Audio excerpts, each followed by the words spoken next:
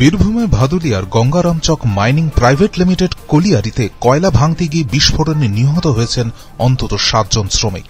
খনির ভিতর থেকে তাদের দেহ উদ্ধার করা হয়। এছাড়াও কোন শ্রমিক খনির মধ্যে আটকে আছে কিনা তা খতিয়ে দেখা হচ্ছে। চলছে উদ্ধার কাজও। আহত হয়েছেন বেশ কয়েকজন। প্রত্যক্ষদর্শী সূত্রে জানা যায়, সোমবার সকালে কয়লা খনি থেকে কয়লা উত্তোলনের জন্য বিস্ফোরণ ঘটানো হয়েছিল, কিন্তু সেই মুহূর্তে শ্রমিকরা যে সেখানে কাজ করছিলেন তা কেউ বুঝতে পারেনি। আর সেই অসাবধানতার জেরেই এই দুর্ঘটনা বলে মনে করা হচ্ছে। এই ভয়াবহ বিস্ফোরণে ছিন্নভিন্ন হয়ে যায় 7 জন শ্রমিক। বাকি আরও কয়েকজন যারা আশেপাশে ছিলেন তারাও গুরুতরভাবে আহত হয়েছেন। এরপর তৎক্ষণাৎ ওই শ্রমিকদের হাসপাতালে নিয়ে যাওয়া হয়। ব্যুরো রিপোর্ট, পূবের কলম ডিজিটাল।